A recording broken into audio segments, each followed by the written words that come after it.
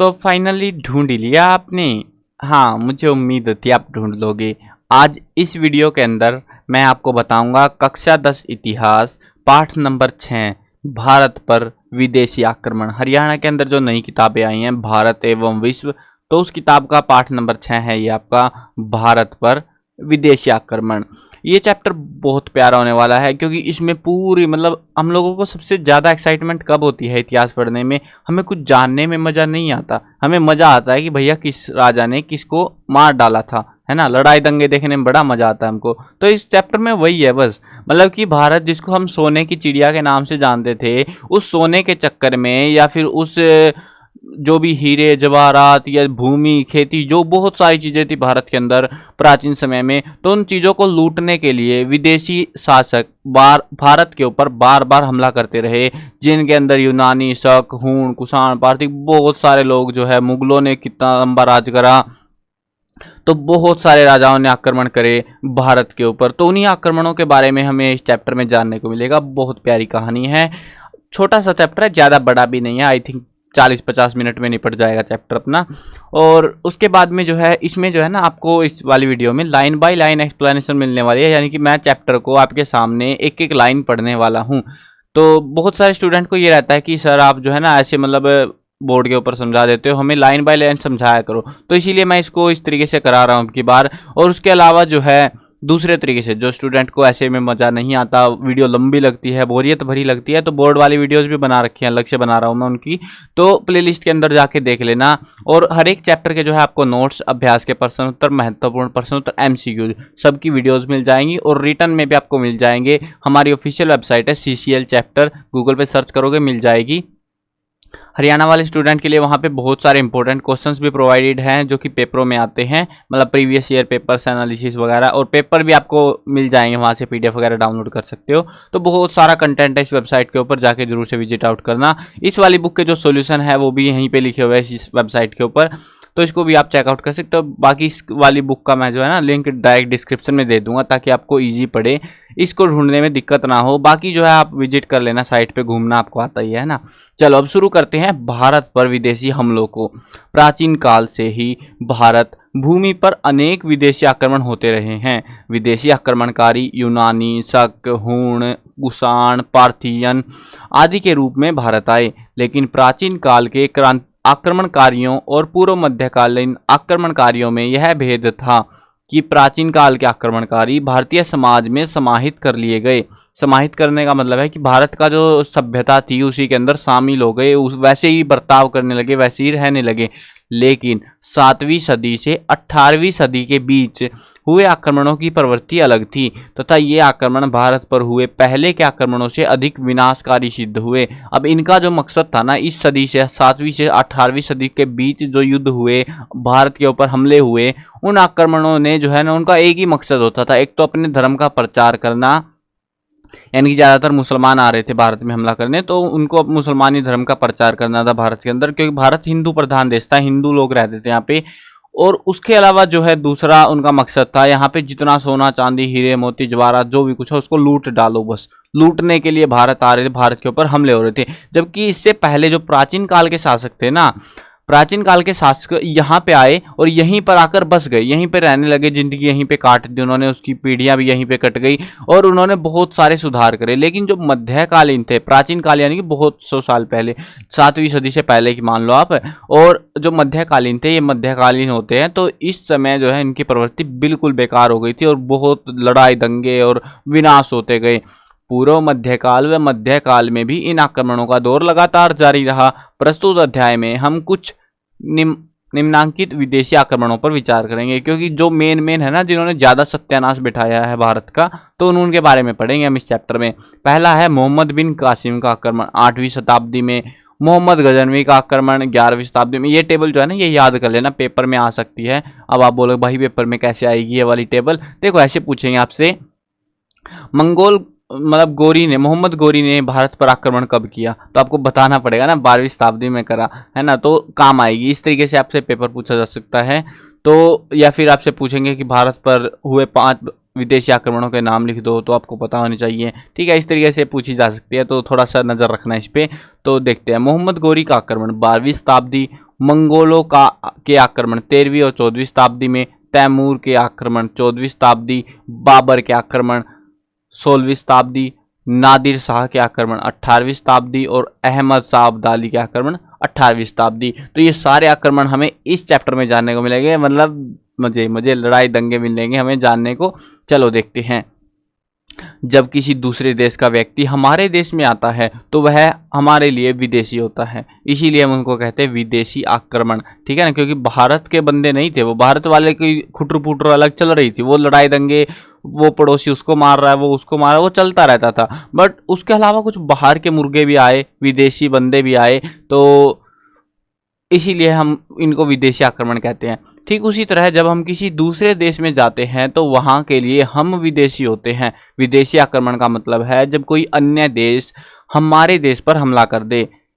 इस तरह के आक्रमणों के पीछे कई उद्देश्य निहित हो सकते हैं, जैसे कि साम्राज्य विस्तार की अति महत्वाकांक्षा, आर्थिक कारण एवं व्यक्तिगत शत्रुता, यानी कि कई लोगों की जो है ना, कई राजाओं के आपस में बनती नहीं थी तो वो भी ऐसे मारने के लिए राजाओं को हमले कर देते थे। पैसा खत्म हो गया तो उसके कारण जो है लूटपाट करनी है तो हमला कर देंगे, या फिर उनको अपने साम्राज्य का विस्तार करना है, साम्राज्य छोटा सा है उसको बहुत दूर तक फैलाना है तो वो हमला करेंगे। जैसे आपने सुना होगा सिकंदर के बारे में।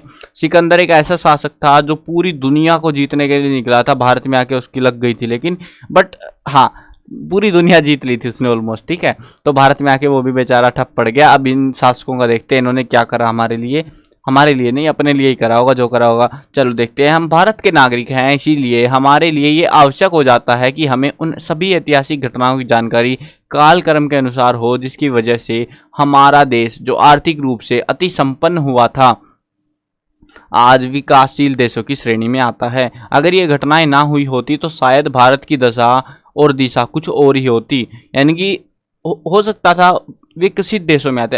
आपने सुना होगा भारत जो है ना विकासशील देश है, विकसित हो रहा है अभी। ठीक है ना, विकसित नहीं हुआ है। जैसे कि बड़े देश है ना, जो जैसे अमेरिका हो गया, रसिया, चाइना, तो ये विकसित देशों में आते हैं, यानी कि ये पूरे डेवलप्ड हो चुके हैं। अब इनको ज़्यादा तरक्की नहीं हो सकती वहाँ पे पूरी सुविधाएं जो एक्सपेक्टेड हैं वो वहाँ पे ऑलरेडी हैं। बट भारत के अंदर हमें चाहिए अभी भी सुविधाओं की हमें ज़रूरत है, हम विकासशील देशों की श्रेणी में आते हैं।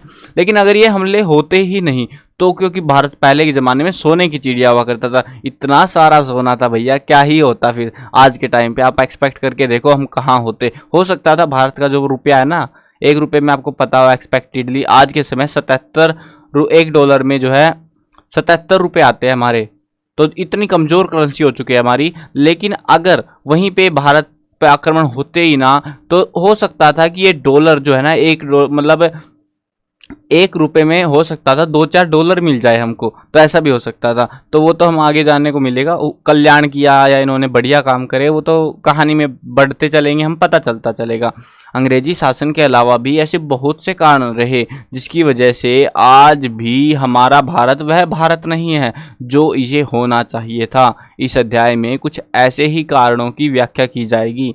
इस अध्याय में हम जानने का प्रयास करेंगे कि किस तरह से विदेशी आक्रमणों ने हमारे महान देश भारत को आर्थिक रूप से कमज़ोर किया और इसी कमज़ोरी के चलते अंततः हम अंग्रेजों के अधीन हो गए। भारत प्राचीन काल से सभ्य, विकसित और उन्नत देश रहा है। भारत की गिनती दुनिया में सबसे अमीर और संपन्न देशों में होती थी, जिस कारण उसे सोने की चिड़िया भी कहते थे। ये याद रखने का पॉइंट है, बहुत ही प्यारा सा क्वेश्चन है, छोटा सा, कि भारत को किस नाम से जाना जाता था। भारत को कहते थे सोने की चिड़िया। इतना सारा सोना होता था भारत में। आप ये अंदाजा लगा सकते हो कि घर में जो है ना आम जो महिलाएं होती थी उनके पास लगभग किलोग्राम 1 किलो के आसपास सोना पड़ा रहता था पहले के टाइम में। और आज के टाइम में आप देख लो 1 किलो सोना कितना महंगा हो रखा है। तो वही सोना, इसीलिए भारत को सोने की चिड़िया कहते थे। और अमीर घराने की जो महिलाएं होती थी उनके पास तो पूछो ही मत कितना था। भारत अपनी समृद्धि व सोने की प्रचुरता के लिए विश्व में प्रसिद्ध था, जिस कारण विदेशी आक्रमणकारी भारत को लूटने के लिए भारत पर आक्रमण करते थे। भारत के कई वीर एवं साहसी शासकों ने इन विदेशी आक्रमणकारियों का सामना किया, पर 7वीं शताब्दी में गुप्त वंश के पतन के बाद भारत में आई राजनीतिक अस्थिरता का लाभ इन आक्रमणकारियों ने उठाया। चलो पहला देखते हैं हम भारत पर विदेशी आक्रमण। ये आप ये भारत का सीमाएं देख सकते हो यहाँ पे। तो ये बोलन दर्रा है, गोमल दर्रा, खैबर दर्रा, मिनटेक दर्रा, अघिल दर्रा, तो यहाँ से इधर वाले एरिया से हमले होते थे बार बार, इधर वाले एरिया से। अब ये जो एरिया था ये मुगलों का शासन था ना, इधर के साइड में मुगल शासक हो गए, या फिर जो बोल सकते हैं आप एक तरीके से कह सकते हो मुसलमान लोग थे, वो इधर के एरिया में रहते थे और वो बार बार हमला करते थे भारत से सोना चांदी लूटने के लिए। प्राचीन काल से ही भारत विदेशियों के आकर्षण का केंद्र रहा है और भारत का उत्तर पश्चिमी भाग, अब दिशाएं आपको पता होनी चाहिए, ये होती है उत्तर और ये होती है पश्चिम, है ना। ये होती है हमारी पूर्व और ये होती है हमारी दक्षिण। दक्षिण, पूर्व, उत्तर और पश्चिम। अब इसमें अगर आप ध्यान दोगे, ये कह रहे हैं उत्तर पश्चिम भाग इसका मुख्य प्रवेश द्वार माना जाता है। उत्तर और पश्चिम यानी कि ये वाला हिस्सा, यहां से हमले होते थे बार बार, और कोई जगह नहीं थी घुसने की देश के अंदर, लेकिन यहां से ठुकते रहते थे बार बार। इनका मुख्य प्रवेश द्वार माना जाता था। विदेशी यहाँ यात्रियों, व्यापारियों, आक्रांताओं के रूप में आते रहे हैं। मध्यकाल भी इसका अपवाद नहीं था। पश्चिम से भारत में प्रवेश करने के 3 मुख्य रास्ते थे। इधर वाले एरिया से, मतलब कहाँ से कह रहे हैं, पश्चिम से, है ना। पश्चिम से भारत में इधर वाले हिस्से से जो है 3 रास्ते खास पड़ते थे। पहला था समुद्र रास्ते से पश्चिम तट पर पहुंचना, यानी कि समुद्र के रास्ते यहाँ कहीं आ जाओ और घुस जाओ देश के अंदर। दूसरा था उत्तर पश्चिम में खैबर, गोमल और बोलन के दर्रे का रास्ता, जो कि ये ऊपर ये छाप रखे इन्होंने यहाँ से। और तीसरा था मकरान, मरु प्रदेश का समतली भाग, मतलब यहीं वाले हिस्से से ये घुस सकते थे। तो ये रास्ते थे जिनसे ये लोग बार बार जो है भारत में घूमने फिरने आते और फिर मूड बदल जाता है इनका। मरु प्रदेश का समतली भाग, इन मार्गों से ही विदेशी भारत में दाखिल होते थे। अब दर्रा किसको कहते हैं, हम पढ़ तो रहे हैं यार, खैबर दर्रा, मोलन दर्रा, बोलन दर्रा, पता नहीं कितने दर्रे होते क्या है ये। देखो, पहाड़ों एवं पर्वतीय क्षेत्रों में पाए जाने वाले आवागमन के प्राकृतिक मार्गों को दर्रा कहते हैं। मान लो कि एक पहाड़ी है, ठीक है, बहुत खड़ी पहाड़ी है, ऐसे वाली पहाड़ी है हमारी, और ऐसे से कुछ गिरी हुई है वो। अब कुछ जगह जो है, मान लो जमीन का लेवल हमारे यहाँ कहीं इस लेवल पे, और एक पहाड़ जो है ना ऐसे पूरा पहाड़ है और बीच में से रास्ता निकला हुआ अलग से, स्पेशली प्रकृति ने खुद ही बना रखे वो पहाड़ इस हिसाब से कि वहां से आया जाया जा सके, तो उनको कहते हैं दर्रा, ठीक है ना। तो रास्ते थे, सिंपल बात ये याद रखो, बस रास्ते थे, ठीक है। अरबों ने मध्य एशिया में एक विशाल साम्राज्य की स्थापना की। यह साम्राज्य राजनीति व धर्म का विचित्र संयोग था, जिसकी स्थापना हजरत मोहम्मद ने की थी। अभी ये हजरत मोहम्मद कौन है, समझ गए ना, इस्लाम धर्म के संस्थापक थे ये। इन्होंने इस्लाम धर्म की स्थापना करी, मुसलमानी धर्म जो था उसकी स्थापना इन्होंने करी थी। तो प्रीवियस चैप्टर में हम पढ़ के आए हैं इस चीज़ को। 632 ईस्वी में हजरत मोहम्मद की मृत्यु के समय इस राज्य का क्षेत्र बड़ा सीमित था, यानी कि वो जो है ना अरब के क्षेत्र में फैला हुआ था और कहीं जा नहीं पा रहा था। और वो क्यों हो रहा था, क्योंकि ईसाई लोग उनको फैलने नहीं दे रहे थे, वो ठोक रहे थे बार बार उनको, जिसकी वजह से वो एक दायरे में बंद के रह गया। लेकिन उसके उत्तराधिकारियों ने केवल 8 वर्षों में ही सीरिया और मिस्र पर अधिकार कर लिया।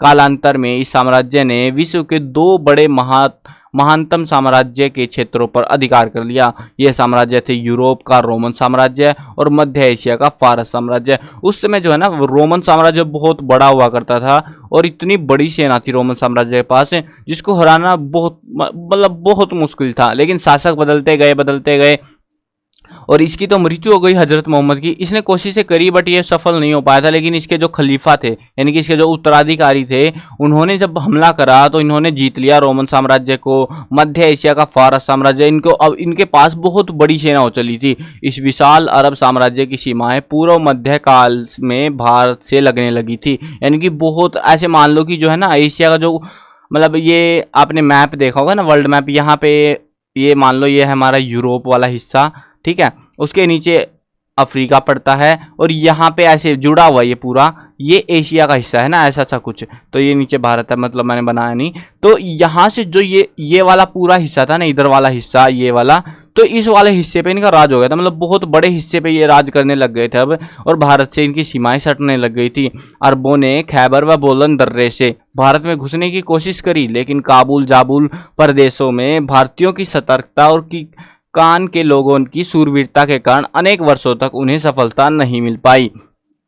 अब भैया खून सवार हो चुका है इन लोगों पे, तो अब ये लोग क्या करेंगे, बार बार घुसने की कोशिश करते रहेंगे जब तक जीत नहीं जाते। सेना बहुत बड़ी थी तो कोशिशें करते रहे, बहुत हार का सामना करना पड़ा इनको। अब देखते हैं कैसे इनकी एंट्री हुई।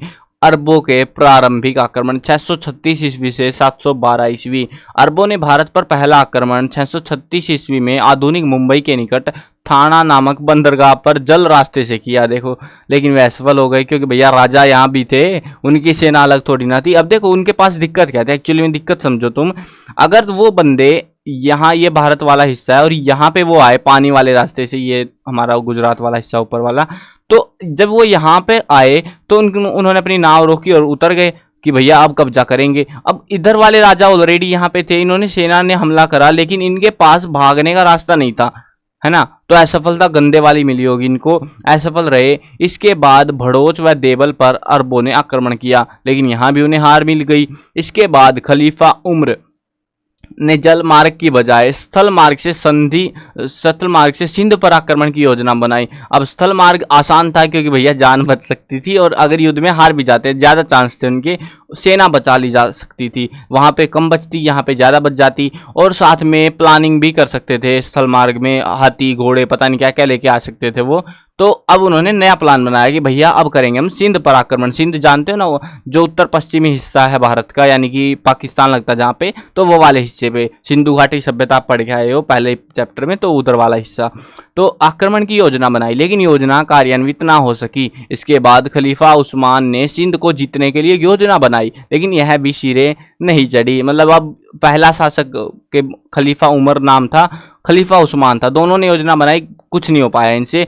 660 ईस्वी में अरबों ने खलीफा अब्बू के समय सिंध पर स्थल मार्ग से पहली बार हमला करा। मतलब योजना बनाई शासक मर लिया, योजना बनाई शासक मर लिया। अब तीसरी बार योजना बनी खलीफा अब्बू के टाइम पे, और इसने हमला कर दिया। इसने ज्यादा सोचा नहीं, हमला कर दिया। इस हमले में अरब सेना को भारी नुकसान उठाना पड़ा, क्योंकि उनको अंदाजा नहीं था भारत में कितने सूरवीर योद्धा यहाँ पे रहते थे। 661 से 680 ईस्वी के बीच खलीफा मुआविया के समय सिंध पर 6 बार हमले किए गए। सोचो यार, 6 बार हमले एक ही जगह से, लेकिन सभी असफल रहे। भैया लग गई थी, उनके गंदे वाली लगी पड़ी थी वो। मतलब ऐसे था कि जैसे ढोल पिटता है ना, बार बार पिटे जा रहे थे।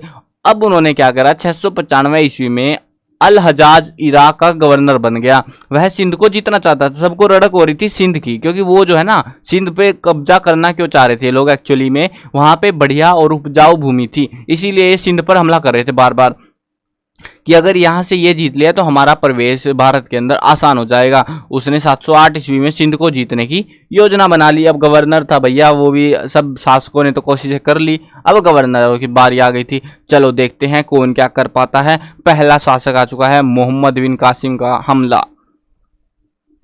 मोहम्मद बिन कासिम गवर्नर अल हजाज को खलीफा वालिद के से बार बार फरियाद करने पर अनमने ढंग से सिंध पर आक्रमण करने के लिए आज्ञा भी मिल गई। युद्ध का तत्कालिक कारण बना सिंध के पास अरब व्यापारियों के साथ हुई लूटपाट की घटना। कारण तो चाहिए, बहाना तो चाहिए होगा ना कि हमने हमला करा क्यों। भैया तुमने हमारे व्यापारियों को लूट डाला, तो इसीलिए हमने हमला कर दिया। तो ये मामला था। लंका से कुछ व्यापारिक जहाज अरब लौट रहे थे, लेकिन समुद्री डाकुओं ने उन्हें देवल के पास लूट लिया। अब हमारी सिरदर्दी थोड़ी ना भैया, समुद्री डाकू लूटेंगे तो लूटो।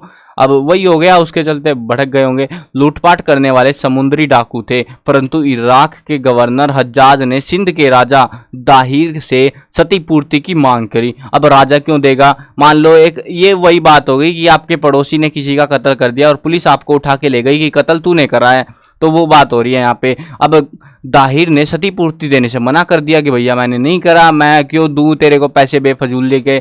परंतु हज्जाज ने ताकत के नशे में राजा दाहिर को कमजोर जानकर आक्रमण कर दिया। अब उसको लगा कि ये नूब बंदा है और एक प्रो प्लेयर समझ रहा अपने आप को ये, और इसने हमला कर दिया इसके ऊपर कि भैया ऐसे कैसे नहीं मानेगा तू, तेरे को तेरी औकात दिखाते हैं। अभी इसको लग रहा था भैया मेरे पास तो हज्जाज के पास की बड़ी सेना है, ऐसे ताकत के नशे में चूर चल रहा था, कौन है मेरे सामने टक्कर में। अब इसको पता लगा, लेकिन उसे हार का सामना करना पड़ा, क्योंकि बेचारे की लग गई। फिर वहां पे आते ही उसको हल्के में ले रहा था, बजा दिया फिर उसको। देखो ये रहा हमारा सिंध प्रदेश भारत में। तो यहाँ पे दो रास्ते थे, एक तो जमीन से आ सकते थे, एक यहाँ से आ सकते थे। दो अलग अलग कोशिशें कर रहे थे घुसने की। चलो आगे देखते हैं कहानी में होता क्या। मजा आ रहा है कहानी में तो यार। हज्जाज ने सबसे पहले सेना नायक उबैदुल्ला को और फिर बरदुल को दाहिर के राज्य पर आक्रमण करने के लिए भेजा। राजा दाहिर ने सेनापति उबैदुल्ला व बुडेल को हरा कर मौत के घाट उतार दिया, मार डाला उनको। बेटा बच के नहीं जाएगा ऐसे कोई भी। तब हज्जाज ने अपने भतीजे और दामाद मोहम्मद बिन कासिम को, तब जाके जो है ना उसने अपना भतीजा और दामाद था वो जो मोहम्मद बिन कासिम, उसको 712 ईस्वी में सिंध पर आक्रमण करने के लिए भेजा। यानी कि आप कह सकते हो कि तीसरा आक्रमण रहा ये। मोहम्मद ने देवल पर हमला कर दिया और उसे जीत लिया। किस्मत देखो, जीत गए ये। यहाँ रहने वाले सभी वयस्क लोगों की हत्या कर दी गई। देखो बदला होता है तो अच्छे से निभाएंगे वो लोग भी। अब उनकी सेना मारी, उनके साथी सेनापति पता नहीं किस किस को ठोका इन्होंने। तो जब इनका राज आ गया, कब्जा कर लिया इन्होंने, तो इन्होंने यहाँ के लोगों को मार डाला, वहां के मंदिरों को तोड़ दिया। इसके बाद उसने आगे बढ़ते हुए सिंध नदी को पार किया। सिंध के अरोड़ में दोनों सेनाओं के बीच 20 जून 712 ईस्वी को भयंकर युद्ध हुआ, क्योंकि भैया सेना इन्हीं की भी कमजोर नहीं थी। दाहिर वीरतापूर्वक लड़ता हुआ मारा गया। इस युद्ध में उसकी हार हो गई कह सकते हो। उसकी पत्नी ने किले के भीतर से 15,000 सैनिकों के साथ अरबों पर हमला बोल दिया। पत्नी मतलब पति तो पति, पत्नी ने भी लगा दी उसकी 15,000 सैनिक भेज दिए, अरबों के ऊपर हमला कर दिया। लेकिन सीमित साधनों के कारण वह अधिक प्रतिरोध ना कर सकी। मतलब उसके पास दायरा सीमित हो गया ना, वो जा नहीं सकती थी कहीं पे, तो प्रतिरोध अच्छे से वो नहीं कर पाई। अपनी पवित्रता की रक्षा करने के लिए उसने जोहर कर दिया। जोहर जानते हो ना, राजस्थान के अंदर जोहर होता है, यानी कि पत्नी जो है ना अपनी जान खुद ही दे देती है, अग्निकुंड में कूद के अपने आप को जला के मार देती है ताकि उसकी इज्जत बरकरार रहे, तो उसको जोहर बोलते हैं। तो जोहर कर दिया उसने। दाहिर के पुत्र जसिया ने संघर्ष जारी रखा। मोहम्मद बिन कासिम ने राजा दाहिर की दोनों पुत्रियों सूर्या देवी और परमल देवी को बंदी बना लिया। दोनों बेटियों को बंदी बना लिया। अब ये जो बेटा था जैसिया, इसने संघर्ष तो जारी रख ही रहा था। उनको कासिम ने उपहार स्वरूप खलीफा के पास भेज दिया। वहां पहुंचने पर दोनों ने कूटनीति का प्रयोग कर कासिम को मृत्युदंड दिलवा दिया। बच गई इसकी तो बेफालतू में टेक्निक खेल गई ये। और पहले तो इनकी बेइज्जती हुई भैया, अब बेटियों को उठा के ले गए यहाँ से, अब कहाँ पे भेज दिया? कासिम के पास में। और कासिम पे पहुंच के वहां पे जाके कुछ टेक्निक लगा दी होगी इन्होंने, और वहां पे कासिम को ही मौत के घाट उतरवा दिया वहीं पे। तो दाहिर का पुत्र अरबों का लगातार प्रतिरोध करता रहा। उसके बाद कश्मीर के शासक ललितादित्य ने उनके प्रसार को रोके रखा। 725 ईस्वी में उन्होंने भारत पर फिर से हमला कर दिया, लेकिन गुर्जर प्रतिहार शासकों ने उन्हें हरा दिया।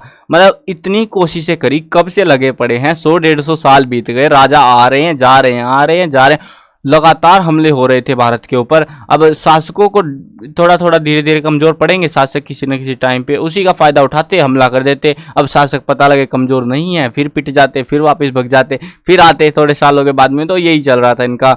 उस समय भारत में इस्लाम का प्रवेश अवश्य हो गया था, लेकिन सिंध पर अरबों के अधिकार के बाद लगभग 3 शताब्दियों तक मुस्लिम शासक भारत में सिंध से आगे बढ़ने का साहस ना कर सके। यानी कि देखो 3 शताब्दियों तक वो जो है ना भारत के अंदर सिंध में थोड़ा बहुत कब्जा करा, बट वो अच्छे से ऐसे टिक नहीं पा रहे थे भारत के अंदर। आगे बढ़ने की हिम्मत कर रहे थे, कोशिश कर रहे थे, लेकिन नहीं हो पा रहा था। और यहाँ पे एक फैक्ट बताते हैं, क्या आप जानते हैं अरबों को सिंध पर विजय प्राप्त करने में 636 ईस्वी से 712 ईस्वी तक यानी कि 75 साल लग गए थे। सिर्फ एक सिंध पर हमला करा बार बार, उसको जीतने में 75 साल लग गए यार। क्या मतलब क्या ही सोच रहे होंगे लोग, कितने खतरनाक राजा हैं। मोहम्मद गजनवी के आक्रमण। चलो अब नया शासक आ चुका है। 11वीं शताब्दी में एक बार फिर भारत पर विदेशी आक्रमणों का खतरा उस समय बढ़ गया जब गजनी में तुर्कों ने अपनी सत्ता स्थापित कर ली। तुर्क मध्य एशिया के एक बर्बर जाति थी। यहाँ की जाति थी वो, एक बर्बर जाति थी मध्य एशिया की, जिसने इस्लाम धर्म अपना लिया था। गजनी में एक तुर्क सरदार अल्पतगीन ने 962 ईस्वी में अपना राज्य स्थापित किया। इसी राज्य के शासक भारत के लिए खतरा बन गए थे। गजनी राज्य के सीमावर्ती भारतीय क्षेत्र पर उस समय हिंदू शाही शासकों की सत्ता थी। उनकी राजधानी वहिंद थी। राज्य की सीमाएं चिनाब नदी से हिंदुकुश पर्वत तक फैली हुई थी। 986 में एक विशाल सेना सहित जयपाल ने गजनी पर हमला कर दिया। लमगान के निकट दोनों सेनाओं में भयंकर युद्ध हुआ, लेकिन जब युद्ध चल रहा था तो अचानक तूफान आ गया। देखो किस्मत देखो, यहाँ पे पहले तो लड़ाई बजी पड़ी है, ऊपर से तूफान आ गया। तूफान ने जयपाल की सेना को भारी नुकसान पहुंचाया। विवश होकर जयपाल को तुर्कों से संधि करनी पड़ गई।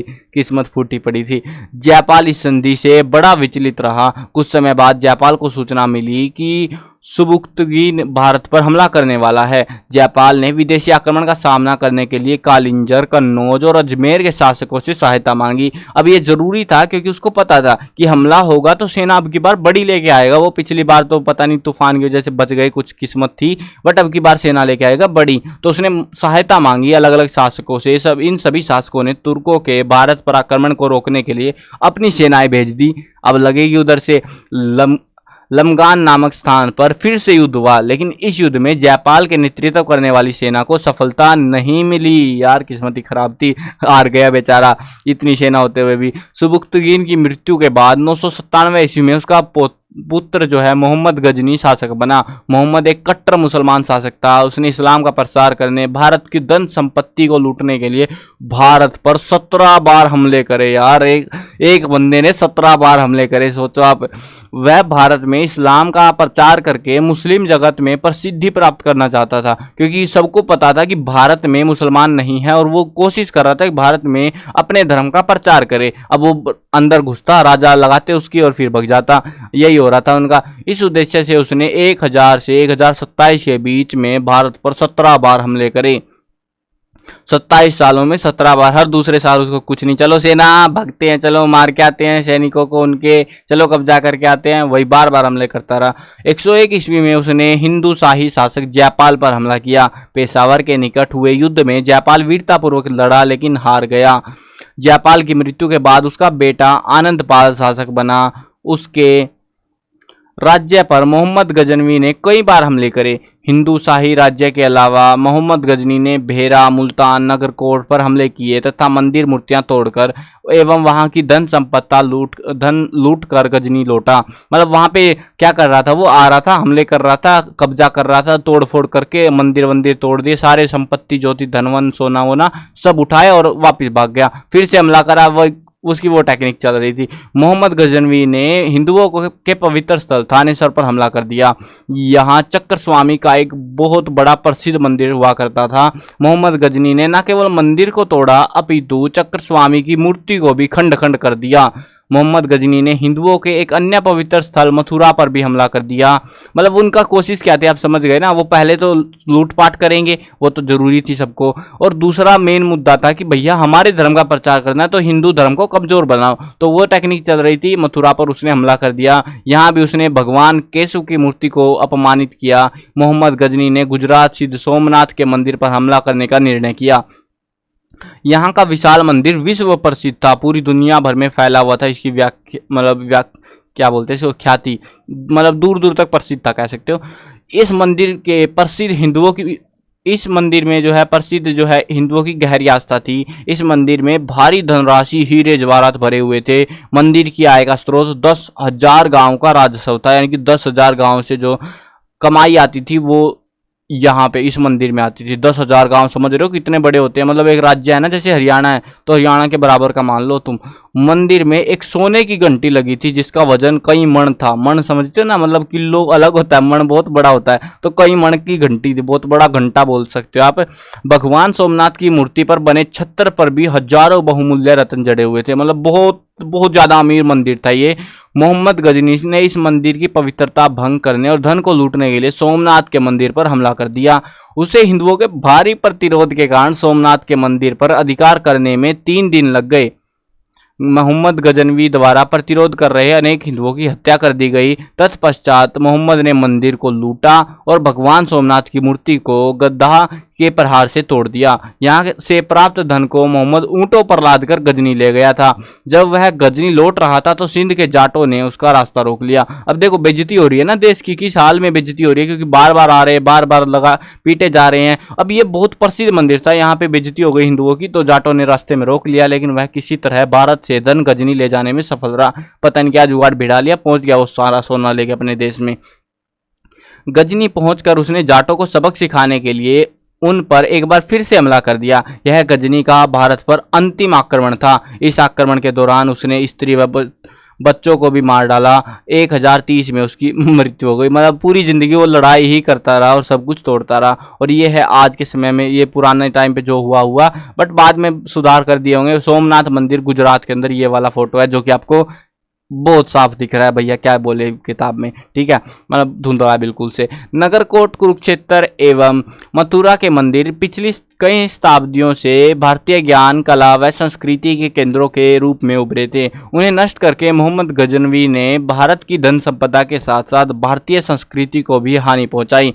मोहम्मद भारतीय संस्कृति, ज्ञान एवं आस्था के प्रमुख केंद्रों यानी कि मंदिरों को नष्ट करके हिंदुओं के आत्मविश्वास को गहरी चोट पहुंचाना चाहता था। उसके कृत्यों से हिंदुओं के मन में मुसलमानों के प्रति घृणा का भाव पैदा हो गया। अब वो सोच रहा था कि वो कमजोर पड़ेंगे, लेकिन वो नफरत करने लग गए थे उस शासक से, मतलब मुसलमानों से नफरत करने लग गए थे। अब अगला हमला देखते हैं, मोहम्मद गोरी का हमला। एशिया में अब गजनी राज्य का स्थान गौर के राज्य ने ले लिया था। गौर के शासक मोहम्मद गोरी ने भी भारत पर हमला करने की योजना बनाई। मतलब सबको लगी पड़ी थी कि भारत में कुछ तो खास है, भारत पे आओ, लूटो, निकल लो। उसने 1175 ईस्वी से 1206 ईस्वी तक भारत पर हमले किए। गोरी के भारत पर आक्रमणों के समय उत्तर भारत में 3 शक्तिशाली राजवंश, गुजरात के चालुक्य यानी कि मूलराज द्वितीय और भीम द्वितीय, दिल्ली अजमेर के चौहान पृथ्वीराज तृतीय तथा कन्नौज के गढ़वाल यानी कि जयचंद राठौड़ थे। तीनों ही अपने आप में इतने सक्षम थे कि वे अकेले अकेले ही मोहम्मद गोरी से लोहा ले सकते थे। मोहम्मद गोरी ने 1175 ईस्वी में मुल्तान पर हमला कर दिया और उसे जीत लिया। उसके बाद उसने उच्च के दुर्ग पर कूटनीति पूर्वक विश्वासघात से अधिकार कर लिया। मोहम्मद गोरी गुजरात की समृद्धि से बहुत प्रभावित हो रखा था, वह उस पर अधिकार करना चाहता था। मोहम्मद गोरी कोई अविजित आक्रमणकारी नहीं था। भारत सदैव से ही वीरों की भूमि रही है। यहाँ पर होने वाले आक्रमणों का वीरों ने मुंह तोड़ जवाब दिया था। मोहम्मद गोरी को भी भारत में कई बार हार का सामना करना पड़ा। मोहम्मद गोरी की भारत में पहली पराजय 1178-79 के युद्ध में गुजरात में हुई थी। उस समय गुजरात का पर चालुक्य वंश के शासक मूलराज द्वितीय का शासन चल रहा था। मोहम्मद गोरी ने दक्षिण राजपूताना होते हुए अनहिलवाड़ा पाटन पर हमला कर दिया था। मूलराज द्वितीय एवं भीम द्वितीय की साहसी मां नायिका देवी के नेतृत्व में अनहिलवाड़ा की सेना ने आबू पर्वत के निकट कायांद्रा नामक स्थान पर मोहम्मद गोरी का सामना किया। मोहम्मद गोरी की सेना पूर्ण रूप से पराजित हो गई। मोहम्मद गोरी किसी प्रकार से गुजरात से अपनी पराजित सेना सहित भाग खड़ा हुआ। अब देखो, सेना बचानी जरूरी है, फिर हमला तो तभी होगा ना। यह मोहम्मद गोरी की भारत में पहली पराजय थी। भारतीय राजाओं में मूलराज द्वितीय प्रथम शासक था जिसने सर्वप्रथम मोहम्मद गोरी को हराकर उसे वापस लौटने पर मजबूर कर दिया था। देखो, आपको एक सिंपल सी बात है यार, ये मोहम्मद गोरी जब से आई है, अभी हम पढ़ रहे हैं, तो इसमें आपको थोड़ी सी कंफ्यूजन आ रही होगी, कोई द्वितीय है कोई तृतीय है, ये क्या चल रहा है यार, क्या मजाक चल रहा है, राजा के नाम भी ढंग के नहीं रख रखे हैं। तो ये जो है ना टोटल मामला क्या है यहाँ पे कि जो शासक होता है ना, मतलब एक शासक पिता की मृत्यु हुई, बेटे का नाम प्रथम, फिर द्वितीय, फिर तृतीय, फिर चतुर्थी, ऐसे रखते रहते थे। पहले नाम सोचने की झमेला ही नहीं पाल रखा था लोगों ने, तो वही सीन था। तो इसीलिए इनके कोई द्वितीय है कोई तृतीय है, पता नहीं क्या क्या चल रहा है, और बहुत सारे शासकों ने मिल मिला के उसको पीट दिया, बस समझ लो इतना है, ठीक है। बाकी मैं जो है ना नोट्स वोट्स में अच्छे से लिख दूंगा इसको, स्टोरी लाइन को शॉर्ट में, कि आपको समझ आ जाए वो चीज़ क्या हुआ। इसके बाद मोहम्मद गोरी ने भारत पर आक्रमण का अपना रास्ता बदला। उसने अब पंजाब की ओर से भारत पर हमला करने की योजना बनाई।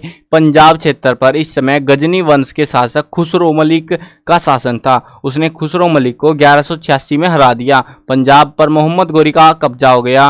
अब वह आगे बढ़कर दिल्ली पर कब्जा करना चाहता था। अब दिल्ली जो है मुख्य केंद्र था व्यापार का, तो दिल्ली पर कब्जा करने की सोच रहा था वो। दिल्ली पर इस समय चौहान वंश के प्रतापी शासक पृथ्वीराज तृतीय की सत्ता चल रही थी। वह एक वीर शासक था। 1190 में जब गोरी ने सरहिंद को जीत लिया तो पृथ्वीराज इस विदेशी आक्रमण का रास्ता रोकने के लिए तराइन के मैदान में आ डटा, जिसको हमने तराइन का युद्ध सुना है ना कहीं सुना होगा आपने, तो वो युद्ध यहाँ पे हुआ था। 1191 ईस्वी में तराइन के मैदान में पृथ्वीराज चौहान ने वीरता का परिचय देते हुए मोहम्मद गोरी को बुरी तरह से हरा दिया। वह बड़ी मुश्किल से अपनी जान बचाकर भागने में सफल रहा, लेकिन अगले वर्ष अगले ही साल जो है मोहम्मद गोरी ने भारत पर फिर हमला कर दिया। रड़क उठ रही थी इसको तो कब्जा करने की। दोनों सेनाओं के बाद फिर से तराइन का दूसरा युद्ध 1192 में लड़ा गया।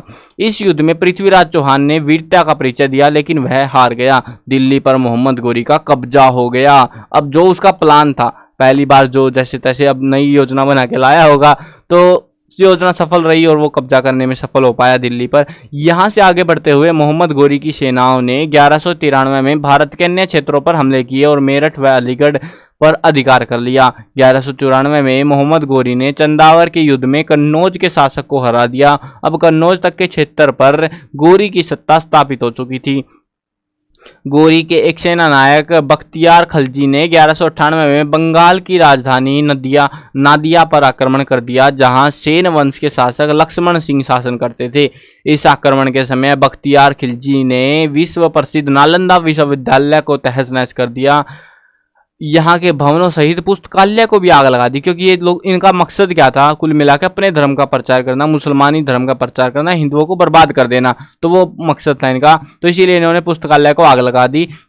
खलजी ने यहाँ की जनता पर बहुत अत्याचार किए। 1206 में मोहम्मद गोरी की मृत्यु के बाद उसके एक दास कुतुबुद्दीन ऐबक ने भारत में अपने स्वतंत्र राज्य की नींव रखी। यह राज्य बाद में दिल्ली सल्तनत के नाम से जाना गया। इसको बाद में प्रसिद्ध हो गया दिल्ली सल्तनत। बार बार सुना होगा ना दिल्ली सल्तनत, तो ये दिल्ली सल्तनत यहाँ से बनी थी। अब उसका दास था कोई कुतुबुद्दीन ऐबक, तो उसने यहाँ पे नींव रखी और नाम रख दिया दिल्ली सल्तनत।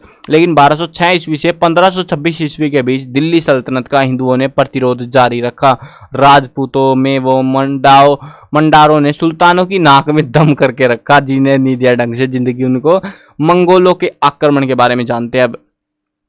भारत पर विदेशी आक्रमणों का यह सिलसिला 13वीं-14वीं शताब्दियों में भी चलता रहा। इन वर्षों में आक्रमणकारी थे मंगोल जो है मध्य एशिया की खाना बदोश जाति थी। हम तो हरियाणा में खाना बदोश समझते हो किसको बोलते हैं ना, लेकिन ये जाति का नाम था इनका, ये खाना बदोश जाति थी। इस जाति ने चंगेज खां के नेतृत्व में मध्य एशिया के बड़े भाग पर अपना नियंत्रण स्थापित कर लिया। 13वीं-14वीं शताब्दी में ये मंगोल भारत के लिए खतरा बने रहे। 1241 ईस्वी में मंगोलों ने लाहौर पर आक्रमण कर उसे अपने अधिकार में ले लिया। अब 1245 ईस्वी में मंगोलों ने मुल्तान को भी जीत लिया। किस्मत देखो कितनी बढ़िया चल रही है इनकी। मंगोलों के आक्रमण का मुख्य उद्देश्य था लूटपाट करना, कुछ नहीं करना भैया, सोना चाहिए हमको, ऐसे ही सोने की चिड़िया नहीं कहते तुमको। मंगोलों के आक्रमणों के कारण भारत के उत्तर पश्चिम क्षेत्र में अर्थव्यवस्था फैल गई थी। 1297 ईस्वी में मंगोलों ने कादिर खां के नेतृत्व में हमला कर दिया। इस आक्रमण के दौरान उसने सतलुज और व्यास नदियों तक के क्षेत्र में लूटमार की।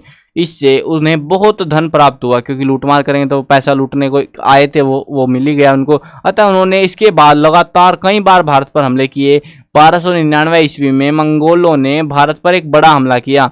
इस बार उन्होंने दिल्ली तक के प्रदेशों को लूट डाला। इसके 4 वर्ष बाद 1303 ईस्वी में तारगी के नेतृत्व में मंगोलों ने भारत पर फिर से हमला कर दिया और पंजाब और दिल्ली के क्षेत्रों में लूटपाट मचाई। देखो आप ये समझ रहे हो ना, इनको राज नहीं करना था यहाँ पे कि भैया राजपाट करेंगे। ये आते थे, राजा पीटते थे राजा को और लूटपाट करते और निकल लेते थे अपना वापिस घर की साइड। फिर जब खत्म हो जाता होगा कोटा तो फिर से वापिस आते होंगे। इसके बाद मंगोलों ने लूटपाट के उद्देश्य से 1305 से 1306 में भारत पर हमला कर दिया। भारत पर मंगोलों का अंतिम आक्रमण 1327 ईस्वी में तारमिसिरीन खान के नेतृत्व में किया गया। मंगोल के आक्रमणों से भारत को बहुत हानि हुई। लगातार हो रहे आक्रमणों के कारण उत्तर पश्चिम का उपजाऊ क्षेत्र उजड़ गया। पंजाब की अर्थव्यवस्था बिगड़ गई। हमलों के कारण शासन व्यवस्था अस्थिर हो गई। सामाजिक ताना बाना टूटने लगा। उत्तर पश्चिम का समृद्ध नगर लाहौर तो बर्बाद ही हो गया था, क्योंकि लाहौर तो भैया बाद जो पाकिस्तान की राजधानी है, तो वो जो लाहौर था वो आगे आ रहा था, सबसे पहले उसी को ठोकते थे जो भी शासक आता था, तो वो पंगा चल रहा था। अब देखते हैं तैमूर का हमला। 1398 ईस्वी में भारत पर समरकंद के शासक तैमूर ने हमला कर दिया। उस समय दिल्ली का सुल्तान नसीरुद्दीन मोहम्मद था। उसने तैमूर के आक्रमण को रोकने के लिए कुछ नहीं किया। वह स्वयं ही आक्रमण की सूचना मिलते ही दिल्ली छोड़कर भाग खड़ा हुआ। ये तो वही बात होगी जैसे आजकल जो है ना, अभी रिसेंटली एक लड़ाई हुई थी, आपने ध्यान दिया हो, तालिबान पे हुई थी आई थिंक, तो उसमें जो है बाहर से जो है हमला करा और शासक जो है, मतलब जो प्रधानमंत्री था, वो जहाज लेके फुर्र हो गया था। तो वो वाला सीन हो गया यहाँ पे भी। ये जो है राजा अपना कुछ मतलब नहीं है, हमला हुआ, दिल्ली छोड़ के भाग गया बेचारा। तैमूर ने दिल्ली को खूब लूटा मजे में, कोई दिक्कत की बात नहीं है। हजारों स्त्रियों, पुरुष और बच्चों को मौत के घाट उतार दिया। वह दिल्ली से भारी मात्रा में सोना, चांदी, हीरे जवाहरात लूट कर ले गया। बहुत से युद्धबंदी स्त्री, पुरुष, बच्चों को दास बनाकर मुसलमानों को बेच दिया गया। तैमूर के नरसंहार की बातें दिल्ली और उसके आसपास के क्षेत्रों में कई सदियों तक होती रही। दिल्ली व उनके आसपास के क्षेत्र को तैमूर ने बर्बाद कर दिया था। पंजाब पर उसके प्रतिनिधि के कई वर्षों तक शासन किया। तैमूर के आक्रमणों ने सुल्तानों की सैन्य व्यवस्था को दुर्बलता को प्रकट करके सल्तनत के पतन में मुख्य भूमिका निभाई। कौन सी सल्तनत समझ गए ना, दिल्ली पे राज कर रहे थे। दिल्ली सल्तनत जो चल रही थी, इतनी मजबूत सल्तनत थी, उसको बर्बाद कर दिया इसने। और गलती किसकी रही? सिर्फ वो जो शासक जो पहले से राज करके बैठा था, वो भाग गया छोड़ के। तो अगर वो नहीं भागता तो शायद कुछ और होता। बाबर के हमले, ये बाबर ने तो भैया मतलब देश में तरक्की भी करी, ऐसा नहीं है कि देश में तरक्की नहीं करी, बट हमले बहुत करे इन्होंने भी, मतलब बचा के रखा देश को। 16वीं शताब्दी में भारत पर हमला करने वाले प्रथम वाला प्रमुख व्यक्ति जहीरुद्दीन मोहम्मद बाबर था। वह तैमूर का वंशज था। उसका पिता मध्य एशिया में स्थित फरगना का शासक था। पिता की मृत्यु के बाद वह अल्प आयु में 1494 ईस्वी में शासक बना, लेकिन मध्य एशिया में उज़्बेकों की शक्ति के आगे उसकी एक न चली और अंत में 1504 में काबुल का शासक बन बैठा। काबुल से वह भारत पर हमले करने की योजना बनाने लगा। मतलब सबको भारत ही क्यों दिख रहा था यार, पता नहीं। 1519 में उसने भारत के सीमावर्ती किले बाजोर पर हमला करके उसे जीत लिया। इसके बाद उसने अपने दूसरे आक्रमण के दौरान पेशावर को जीत लिया। इसके बाद 1520 में बाबर ने पंजाब के सियालकोट पर हमला किया, लेकिन वह इससे आगे नहीं बढ़ सका। क्यों नहीं बढ़ सका? क्योंकि सैयदपुर के लोगों ने उसका डट कर मुकाबला किया। इसके बाद बाबर ने अपना चौथा हमला पंजाब पर कर दिया। उसने पंजाब को भी जीत लिया, मतलब जीतता चला गया। वो ऐसे बार बार कोशिशें करते रहो, कोशिश करने वालों की कभी हार नहीं होती, ये सुन रखी थी इन्होंने कहावत, इसीलिए लगे पड़े थे बार बार। बाबर का सबसे महत्वपूर्ण हमला दिल्ली की सल्तनत पर था। यहाँ का सुल्तान उस समय इब्राहिम लोदी था। वह एक अप्रिय शासक था, जनता को ही पसंद नहीं था वो शासक। बाबर ने उसे 1526 में पानीपत की पहली लड़ाई में हराकर मार डाला। और उसके बाद जो है नक्शा देखेंगे हम थोड़ी देर में। उसके बाद दिल्ली की सल्तनत को समाप्त कर दिया गया। उसने मुगल राजवंश की नींव स्थापित कर दी। उसने आगे बढ़ते हुए राजपूताना पर कब्जा करने के लिए 1527 में राणा सांगा पर हमला कर दिया। उसका सामना करने के लिए मेवाड़ के राणा सांगा ने मोर्चा संभाला। बाबर के सैनिकों में घबराहट और बेचैनी फैली हुई थी, क्योंकि उन्होंने राजपूतों के शौर्य और साहस की बहुत सारी कहानियां सुन रखी थी। साहसी, शूरवीर, युद्ध एवं रक्तपात के शौकीन तथा राष्ट्रीयता की सशक्त भावना से ओतप्रोत राजपूतों को सामने पाकर मुगल सेना का आत्मविश्वास डगमगा रहा था। ऐसे में बाबर ने जिहाद का सहारा लिया और मदिरा के प्याले तोड़कर अपनी सेना का मनोबल ऊंचा करने का प्रयास किया। खानवा नामक स्थान पर राजपूतों ने वीरता से मुगलों का सामना किया। दोनों पक्षों में भयंकर युद्ध हुआ, लेकिन बाबर की जीत हो गई। बाबर जीत गया। राणा सांगा ने बाद में बजाई थी फिर इसकी, बट पहली बार ये हार गया था। अब ये थोड़ा सा नक्शा देख लेते हैं, बाद में आगे बढ़ेंगे हम, नहीं तो नक्शा छूट जाएगा बीच में। देखो ये हमारे हरियाणा का नक्शा है। तो हरियाणा में यहाँ पे पड़ती है दिल्ली, ये पड़ता है पानीपत, और ये पड़ता है यहाँ पे तराइन का जो युद्ध हुआ था, हम पीछे पड़ के आए ना, तो वो तराइन का युद्ध भी यहाँ पे हुआ था। और यहीं से इधर वाले साइड से बार बार हमले होते रहते थे। अब वो जो है ना, मुगल भी आए, इधर आए, बाबर इधर आया, और इधर से फिर कोशिश रही इधर वाले हिस्से में अपना कब्जा करो, फिर इधर वाले में करेंगे। चारों तरफ ये अपनी ख्याति फैलाने की कोशिश कर रहा था। तो ये सीन था। चलो देखते हैं, आगे बढ़ते हैं। यहाँ पे बाबर को मुंहतोड़ जवाब देने के लिए अब राजपूत मेदिनी राय के आसपास इकट्ठे होने लगे। 1528 ईस्वी में बाबर ने मेदिनी राय पर हमला कर दिया। दोनों सेनाओं के बीच चंदेरी में जनवरी 1528 में भयंकर युद्ध हुआ, लेकिन राजपूतों ने अपने प्राणों की बलि देने से पहले मुगल सेना में से भयंकर प्रतिशोध लिया। अगले साल 1529 ईस्वी में बाबर ने घाघरा के युद्ध में अफगानों को हराकर बिहार पर अपनी सत्ता स्थापित कर ली। देखो कहां से कहां तक फैल गई, ये बिहार तक फैल चुका था। अब आता है अगला हमारा नादिर शाह का हमला। 17वीं शताब्दी के अंतिम चरणों में औरंगजेब द्वारा अपनाई गई नीतियों के कारण मुगल साम्राज्य कमजोर हो गया। अब देखो ये सीन क्या चल रहा है, पहले एक शासक आ रहा है, वो राज कर रहा है, जब वो कमजोर हो जा रहा है, कोई बाहर का, मतलब देखो इस तरीके से आप समझ सकते हो। ये है हमारा भारत इधर से, ठीक है, इधर नीचे से मैंने अलग सा बना दिया थोड़ा। अब जब भारत पे बाहर से हमला हुआ, वो शासक आके बैठ गया। उसके आके बैठने के बाद में वो जब जैसे वो कमजोर होने लगा, किसी और शासक ने, बाहर के शासक ने उसके ऊपर हमला कर दिया, फिर उसको बजाया, फिर कोई और आया उसने उसको बजाया, ऐसे चल रहा है ये सीन, ठीक है। तो अब कंफ्यूज नहीं हो ना, तो इसीलिए टाइम डिले चल रहा है ना, 100-200 साल लग रहे हैं बीच में, तो वो ऐसे ही लग रहे हैं। तो 17वीं शताब्दी के अंतिम चरण में औरंगजेब द्वारा अपना गई नीतियों के कारण मुगल साम्राज्य कमजोर हो गया। उत्तराधिकार के युद्ध ने इस स्थिति को और भी शोचनीय बना दिया। इसका लाभ उठाकर 1739 में ईरान के शासक नादिर शाह ने भारत पर हमला कर दिया। उस समय दिल्ली में मुगल बादशाह मोहम्मद शाह का शासन चल रहा था। वह अपना अधिकतर समय भोग विलास, आमोद प्रमोद में व्यतीत करता था, यानी कि मजे ले रहा था वो, तो जिंदगी का कुछ नहीं कर रहा था। लोग उसे मोहम्मद शाह रंगीला कहा करते थे, रंगीला बाबू कहते थे उसको। वह नादिर शाह के हमले से दिल्ली की रक्षा करने में असमर्थ रहा। उसकी सेना को नादिर शाह ने 24 फरवरी 1739 में करनाल के युद्ध में हरा दिया। नादिर शाह लगभग 2 महीने तक दिल्ली में रहा और जब वह ईरान लौटा तो 30 करोड़ रुपए नगद, सोना, चांदी, हीरे जवाहरात के अतिरिक्त 10 हाथी, 700 घोड़े और 10,000 ऊंट, 130 लेखपाल, 200 लोहार, 300 राजमिस्त्री, 100 संगत रास यानी कि पत्थर गढ़ने वाले होते हैं, और 200 बढ़ई अपने साथ लेके चला गया, यानी कि इनको तो गुलाम बना के ले गया होगा लोगों को, और सेना को, मतलब बहुत बड़ी सेना यहाँ यहीं से बना के ले गया वो, और अरबों की धनराशि ले गया।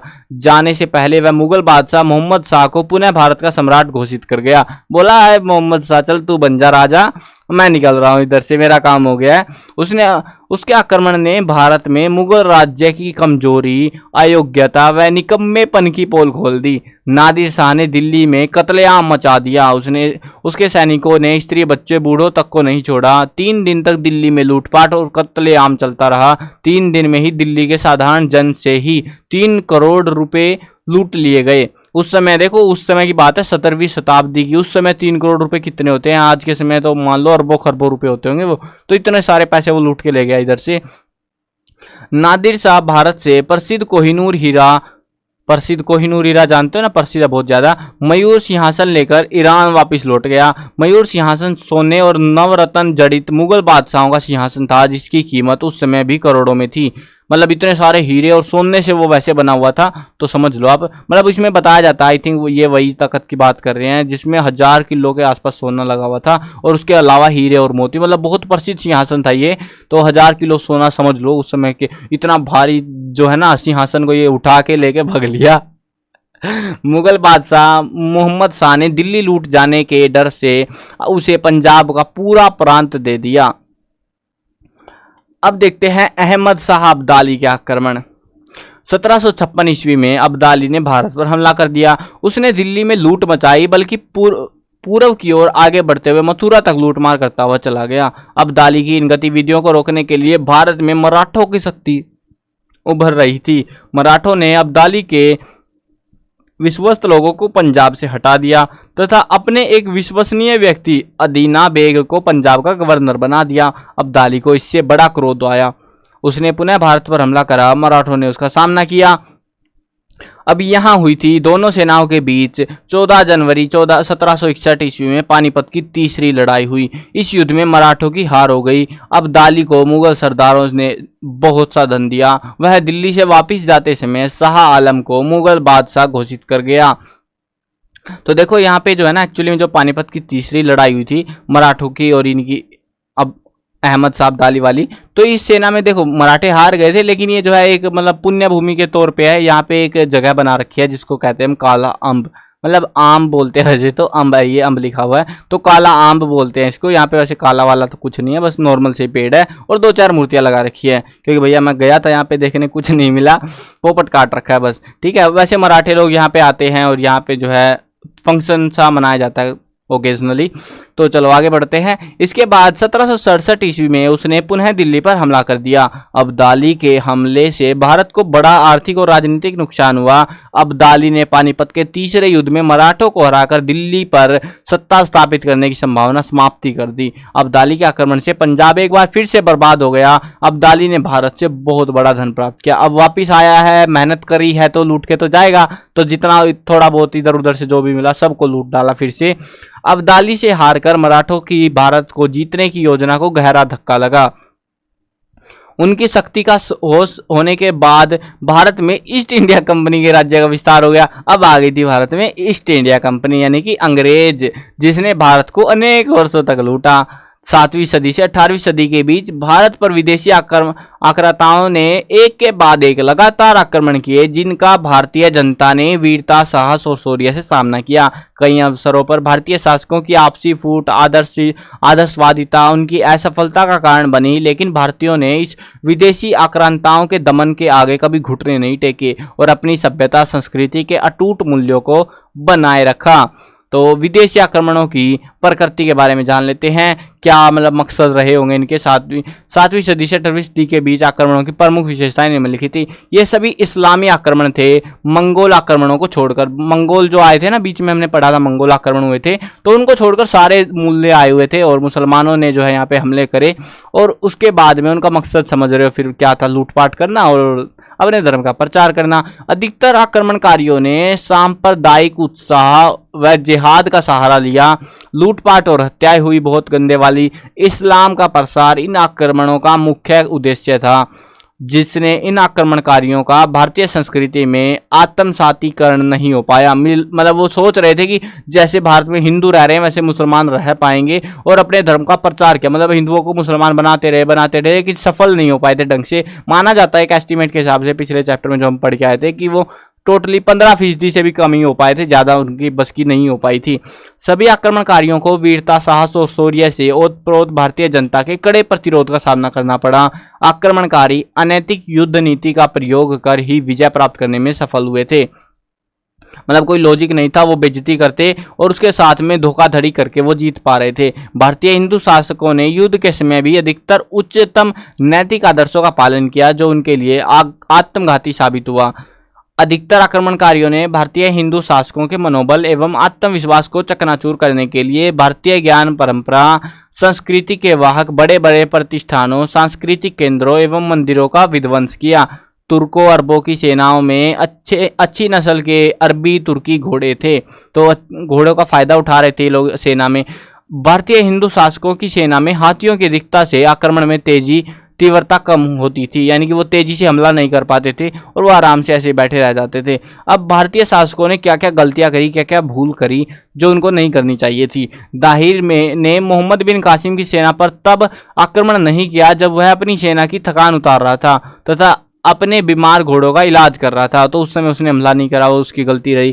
पृथ्वीराज तृतीय ने गोरी को तराइन के प्रथम युद्ध में हराने के बाद वापस जाने दिया, जबकि उसको वहीं पे गला काट के फेंक देना चाहिए था। जाने कैसे दिया उसको। आनंद पाल ने मोहम्मद पर तब आक्रमण नहीं किया जब वह इलाक खान के साथ जिंदगी और मौत के साथ लड़ाई लड़ रहा था, तो इसको बीच में घुस जाना चाहिए था, नहीं घुसा ये।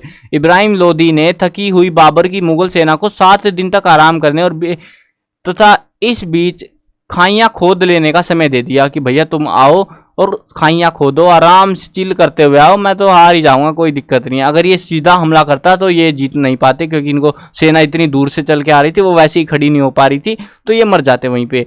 उच्चतम गुप्तचर व्यवस्था यानी कि चाणक्यकालीन का सतर मध्यकाल के भारतीय शासक बनाए रखने में असफल रहे। यानी कि जो गुप्तचर होते थे ना, यानी कि चोरी छुपे इधर की खबर उधर पहुंचाना, उधर की इधर, तो वो इनके बस की बात नहीं थी, राजाओं के बस की बात नहीं हो पा रही थी, जो चाणक्य के टाइम से चली आ रही थी। तो वो उस वजह से भी इनको सूचनाएं बहुत देरी से मिलती और फिर क्या होना था, फिर तो मरने ही थे ये, और क्या होता। काव्यालीन तीरंदाजी का स्तर मध्यकाल में गिरता चला गया, जबकि तुर्कों की सेना में एक टुकड़ी प्रशिक्षित तीरंदाजी की थी, यानी कि जो तीरंदाज थे, जो तीर चलाते थे, धनुष तीर, तो यहाँ पे प्रशिक्षण नहीं मिलता था। भारत की जो सेनाएं थी उनको प्रशिक्षण देते ही नहीं थे, वो धीरे धीरे कमजोर होते गए उनके निशाने, जबकि वो प्रशिक्षित टुकड़ियां लेके आते थे और जिससे भारत पर हमले करने आसान हो जाते थे, उनके निशाने सही रहते थे। विदेशी आक्रमणों के भारत पर क्या प्रभाव पड़े, चलो इसको भी जान लेते हैं। दो ही प्रभाव दिखा रखे हमको, तत्कालीन प्रभाव और दूरगामी, यानी कि साथ के साथ क्या प्रभाव पड़ा और बाद में क्या प्रभाव पड़ा। पहले तत्कालीन देखते हैं। इस समय से हम इन प्रभावों से हमारा अभिप्राय है कि मोहम्मद बिन कासिम गजनी गोरी के हमलों से उस समय भारत पर क्या प्रभाव पड़े। उदाहरण के लिए इन हमलों में व्यापक जनधन की हानि हुई, कला साहित्य को आघात पहुंचा। संक्षेप में अरब व तुर्कों के आक्रमणों को इनमें लिखित तत्कालीन प्रभाव पड़े थे। पहला हुआ था इस्लाम का प्रचार, ये जरूर था, उनको इसी मकसद से तो आ रहे थे। अरबों व तुर्कों में नया धार्मिक जोश था और उन्होंने इस्लाम को फैलाने के लिए ही भारत पर हमला किया था। उत्तरी भारत पर अधिकार करने के बाद उन्होंने इस्लाम का बड़ी तेजी से प्रचार करना शुरू कर दिया था। आक्रमणकारियों के साथ अनेक उलेमा मौलवी भारत आए, उन्होंने भारत में इस्लाम धर्म का प्रसार किया। तलवार की नीति असफल होते देख लालच का सहारा लिया गया, लेकिन फिर भी इस्लाम का अधिक प्रचार नहीं हो पाया। जनधन की हानि की बात करें तो गजनी ने भारत पर 1000 ईस्वी से 1025 ईस्वी के बीच में अनेक बार आक्रमण करे। मोहम्मद के इन आक्रमणों का उद्देश्य धन प्राप्त करना था। नगरकोट, कन्नौज, मथुरा, सोमनाथ से वह अपार संपदा ले जाने में सफल रहा। यद्यपि गोरी के आक्रमणों का सीधा लक्ष्य धन प्राप्त करना नहीं था, लेकिन उसके अभियानों में कत्लेआम जैसी घटनाएं हमें देखने को मिलती हैं।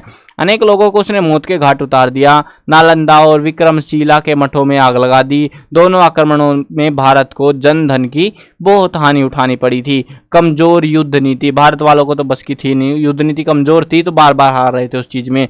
तुर्क आक्रमणों के समय भारतीयों की कमजोर युद्ध नीति उजागर हुई। भारतीय शासक सेना में अधिकांश हाथियों का प्रयोग करते थे, जबकि तुर्कों के पास घोड़ों की सेना होती थी।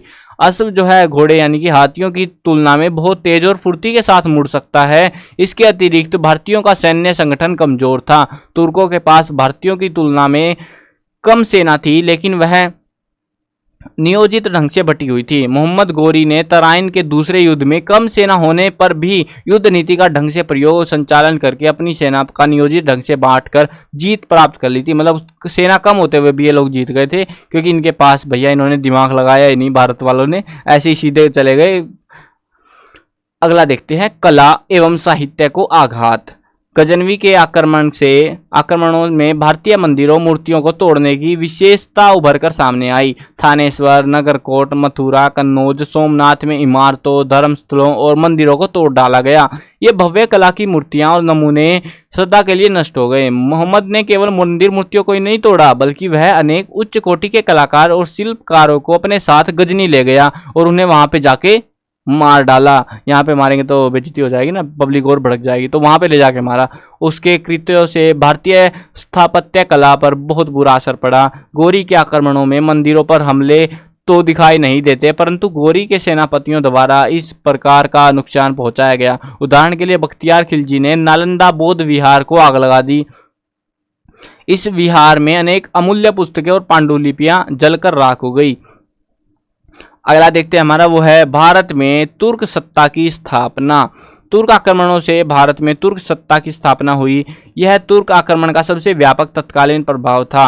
गोरी ने पंजाब पर अधिकार करके भारत के अंदरूनी भागों पर कब्जा किया। तराइन के दूसरे युद्ध के बाद तो उसने दिल्ली, कन्नौज, अजमेर, मथुरा और गुजरात पर अपना अधिकार कर लिया। मोहम्मद गोरी के गुलामों ने भारत के अनेक क्षेत्रों को विजित किया। इस प्रकार 1206 ईस्वी में गोरी की मृत्यु के समय उसने भारत में तुर्क साम्राज्य की स्थापना हो चुकी थी। और दूसरे जो प्रभाव थे दूरगामी प्रभाव, यानी कि लंबे समय में जो प्रभाव हमें देखने को मिले वो क्या थे। मोहम्मद गजनी और गोरी के सफलतापूर्वक अभियानों में भारत के तुर्क शासक की शुरुआत की। इस नए राजनीतिक तत्वों के प्रवेश से मूलभूत ढांचे में बदलाव न होने के बावजूद भी तुर्कों के आक्रमणों ने भारतीय समाज के जीवन में के सभी क्षेत्रों में नए तत्वों को पैदा किया। इन नए तत्वों के दूरगामी प्रभाव समाज पर स्पष्ट देखे जा सकते हैं। चलो देखते हैं कैसे प्रभाव पड़े हैं। भारत में इस्लामी राज्य की स्थापना। पूर्व मध्य काल में हर्ष की मृत्यु के बाद केंद्रीय सत्ता कमजोर हो गई थी। राजपूत शासक सामंतों पर निर्भर होते थे। तुर्क शासन की स्थापना पर केंद्र पुनः शक्तिशाली होकर उभरा। अब सुल्तान सत्ता का सर्वोच्च सर्वे सर्वा बन गया। सुल्तान प्रभुत्व संपन्न और स्वतंत्र राजा था। दिल्ली के सुल्तान की शक्ति पहले के भारतीय राजाओं से अलग और अधिक थी। सुल्तानों के अधीन जिन राज्य अथवा सल्तनत की स्थापना हुई उसकी प्रकृति इस्लामी राज्य की थी, जिसमें उलेमाओं का प्रभाव था। सामंती प्रथा का पतन, जो सामंत प्रथा चल रही थी ना, उसका पतन हो गया। यहाँ पे तुर्कों के आक्रमण के बाद राजपूत कालीन सामंती प्रथा व्यवस्था का पतन हो गया। अब ये सामंती प्रथा आपको पता हो तो आई थिंक तो चौथे चैप्टर में थी सामंती प्रथा हमारी, तो पढ़ लेना, मतलब जिसमें हमने आई थिंक यूरोप वाला समझा था शायद कुछ, तो वहाँ पे सामंतों का चर्च वगैरह बहुत सारी चीज़ें वो टकराव में बता रखी होंगी, तो वो चीज़ देख लेना आप, वहाँ पे आपको ज़्यादा अच्छे से आइडिया लग जाएगा। मतलब सारे चैप्टर अगर लाइन वाइज पढ़ोगे ना तो सारा समझ आता जाता है। अगर बीच में घुस जाओगे किसी भी चैप्टर में तो दिक्कत होती है बस। तो यहाँ पे जो है सामंती व्यवस्था का पतन हो गया। तुर्क शासकों ने मुख्य राजपूत सरदारों को उनके पद से हटा दिया। सामंतों को अब किसी क्षेत्र विशेष पर शासन करने का अधिकार नहीं था, सारा अधिकार सुल्तान के हाथों में केंद्रित था। इससे इस काल में राजनीतिक आर्थिक एकीकरण हुआ। यद्यपि सुल्तान राजपूत सरदारों का पूरी तरह उन्मूलन नहीं कर पाए। कर प्रणाली की शुरुआत इस्लामिक प्रथा के अनुसार हुई। हिंदुओं से जजिया नामक कर लिया जाने लग गया था, एक नया कर लगा दिया, जजिया कर जिसको बुलाया गया। इस्लामी स्थापत्य का विकास। तुर्क आक्रमणों के प्रभाव से भारतीय स्थापत्य कला को नुकसान हुआ। इसके स्थान पर एक नई कला का उदय हुआ। इस कला की अपनी ही विशेषताएं थी। 2.5 दिन का झोपड़ा नामक मस्जिद का निर्माण इसी कला से हुआ था। ये कहाँ भैया, ये मेरे को नहीं पता कहाँ है ये झोपड़ा, अगर आपको पता है तो कमेंट में बताना। इस नए स्थापत्य कला में चूना मिश्रित नए मसालों का प्रयोग भवन के निर्माण में हुआ। इस नई तकनीक से इमारतों में दृढ़ता आई, यानी कि मजबूती आ गई, अच्छी इमारतें बनने लग गई थी। शिक्षा और भाषा पर क्या प्रभाव पड़े। तुर्कों के हमलों से भारतीय शिक्षा केंद्रों का ह्रास हुआ और शिक्षा के क्षेत्र में एक अलग प्रणाली की शुरुआत हुई जिसे मदरसा प्रणाली कहा जाता है।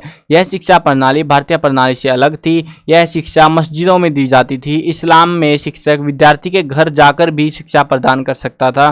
तुर्कों के आगमन से भारत में फारसी भाषा का उदय हुआ। तुर्क शासकों ने अपने राज कार्यों में इस भाषा को प्राथमिकता दी। सैनिकों और विद्वानों ने इस भाषा को भारत के अनेक स्थानों पर पहुंचाया। इस प्रकार देखते ही देखते भारतीय समाज का स्वरूप बदलने लग गया था। मतलब जो पहले वाली बात थी वो अब नहीं रही।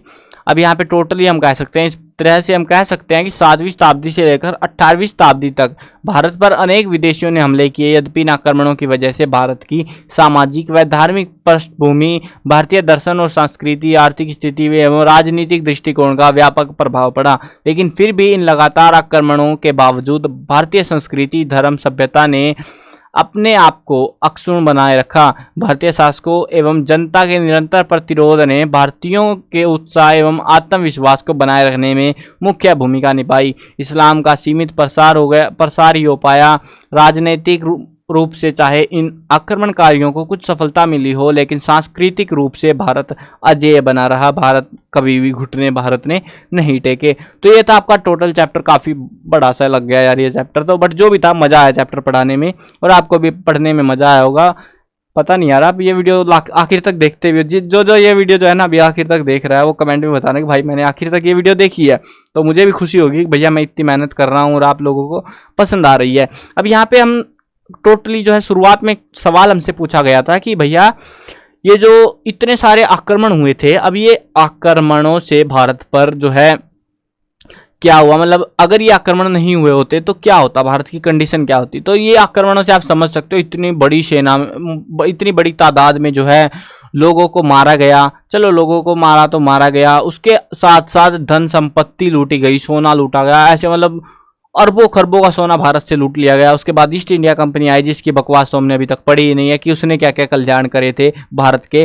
तो इन लोगों ने इतना सारा लूट डाला यार, मतलब उत्तर भारत जो था ना, उत्तर पश्चिमी भारत कह सकते हो आप एक तरीके से, तो वहां पर तो भैया बजा के रखी थी, मतलब जीने नहीं दे रहे थे राजाओं को, और लूटपाट चलती रही।